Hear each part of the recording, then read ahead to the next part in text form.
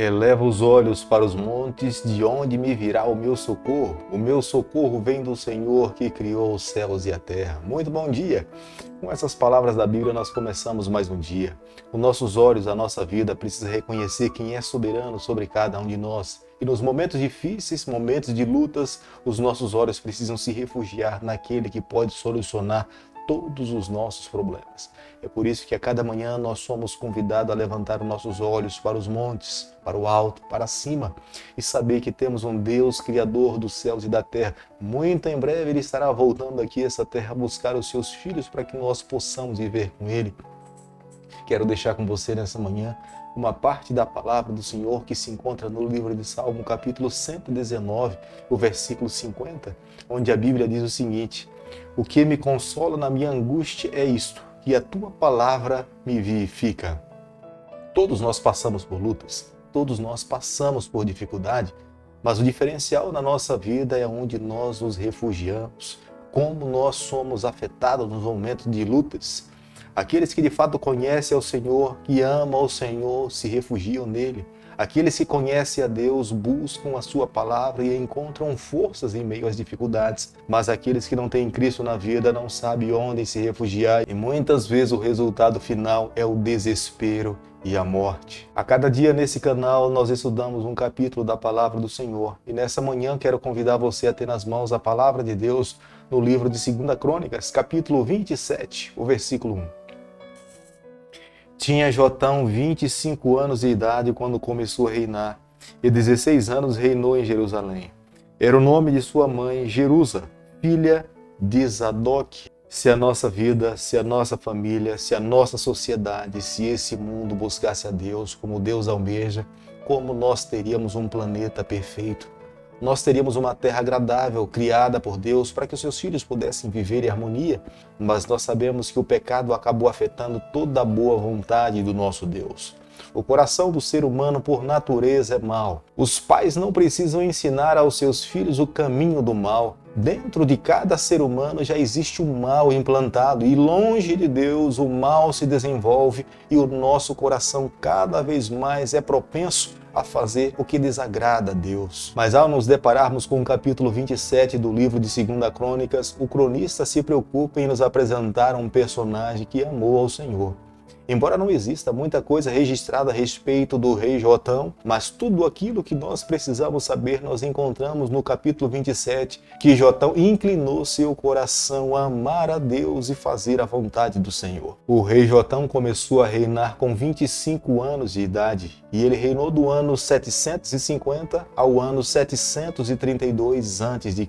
A força do seu reinado consistia em reconhecer tudo o que ele fazia ou recebia era resultado da bondade, da misericórdia de Deus sobre a sua vida, completamente diferente do seu pai, que acreditava que tudo o que recebia era resultado dos seus esforços, da sua capacidade, do seu orgulho e da sua presunção. Embora o rei Jotão tivesse tomado a decisão na sua vida de amar a Deus, de obedecer ao Senhor, não foi essa a decisão tomada pela nação de Judá. Eles ainda permaneceram nos seus pecados, continuaram se voltando aos ídolos pagãos. Embora os profetas levantados por Deus, inclusive o profeta Isaías, não foi suficiente para convencer toda uma nação a amar a Deus e submeter as suas vontades ao Senhor. Completamente contrário das avaliações feitas pelo cronista dos reis anteriores, o rei Jotão, ele não tem altos e baixos na sua trajetória.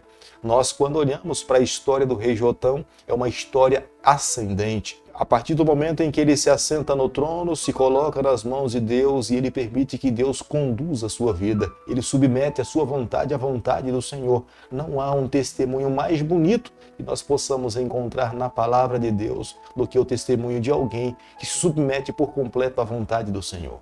O nome Jotão significa o Senhor é perfeito. Conforme nós podemos ler nessa manhã, no capítulo 27, no versículo 2, o cronista busca nos informar que Jotão não entrou no templo, mas na verdade, Jotão não violou os princípios dos sacerdotes dentro do templo como o seu pai Uzias um dia o fez. Jotão buscou amar a Deus e todos os ensinamentos e as leis deixadas por Deus através das mãos de Moisés. Jotão buscou viver uma vida de fidelidade. Como cada pessoa diante de Deus tem uma responsabilidade pessoal, Jotão buscou viver a sua vida pessoal, amando ao Senhor e vivendo exclusivamente para o Senhor. Tenho certeza que você já deve ter ouvido falar que os líderes dos dias atuais não podem liderar simplesmente com as palavras, mas é necessário liderar com as suas ações, com a sua vida.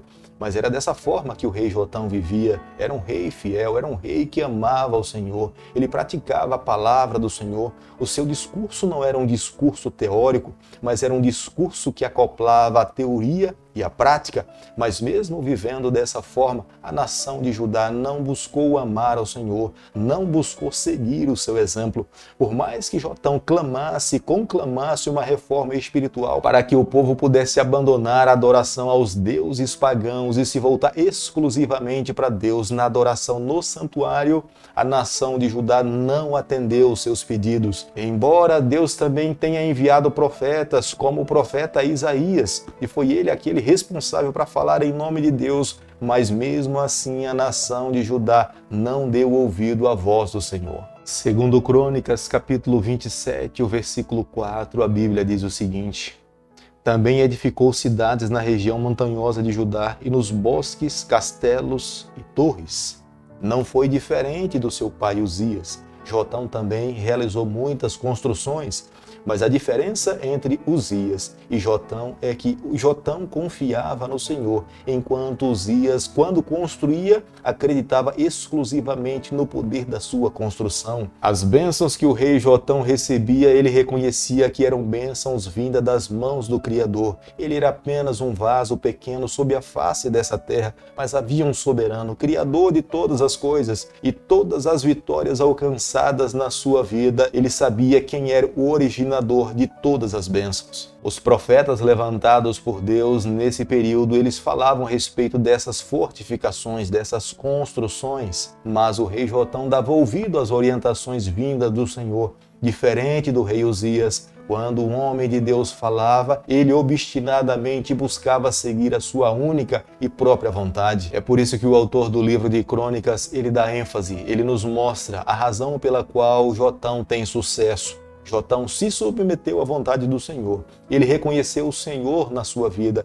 Ele sabia quem era soberano. Ele sabia de onde provinha todas as bênçãos. Embora o rei Jotão não tenha feito muitas reformas espirituais entre o povo do Senhor, mas um fato fica muito claro para nós nessa manhã. Ele decidiu. Ele escolheu amar a Deus e viver para o Senhor, a despeito de qualquer pessoa que estivesse ao seu lado.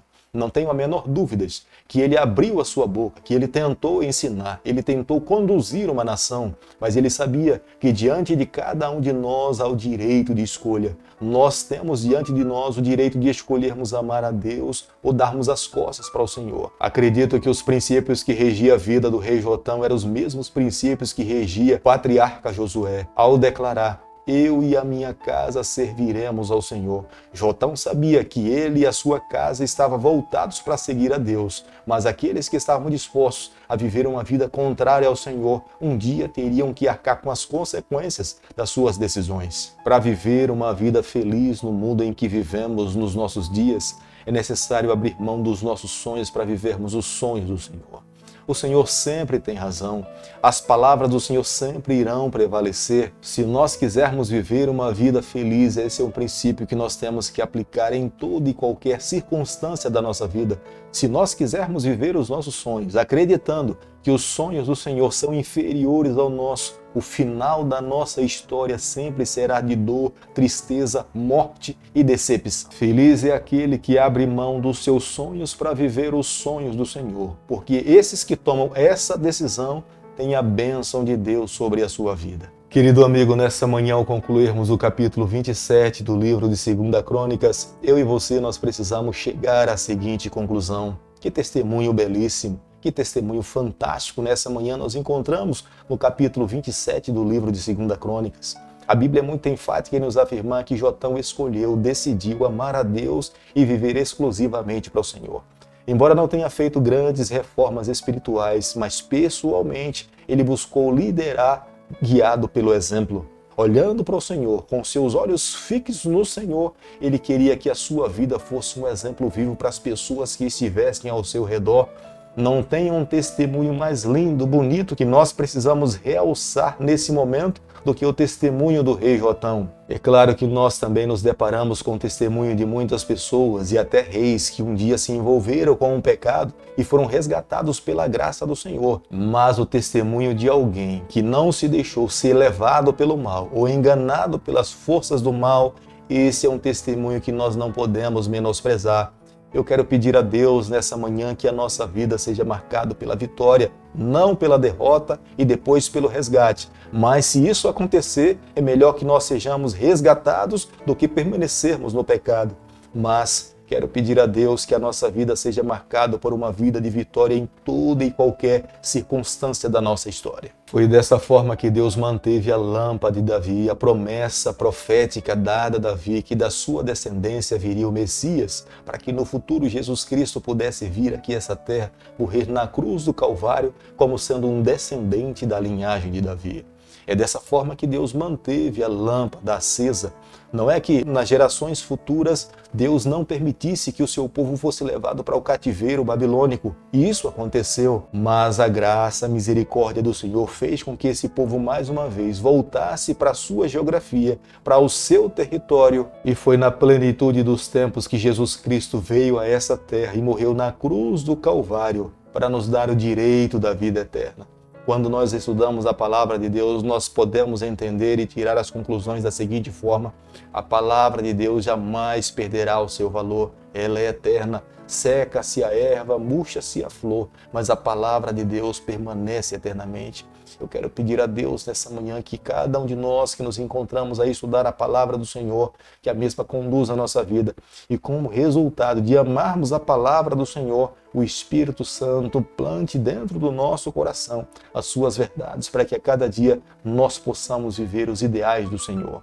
Querido Pai, nas tuas mãos nessa manhã nós nos colocamos. Confessamos as suas falhas, abrimos o nosso coração. Nós queremos ser do Senhor por toda a nossa vida. Fica conosco. É por isso que nós oramos, pedimos e te agradecemos em nome de Jesus. Que o Senhor te abençoe e te guarde. Que Ele faça resplandecer o seu rosto sobre você. Que Ele tenha misericórdia de você. Que sobre você nessa manhã Ele levante o seu rosto e conceda a sua paz em nome de Jesus.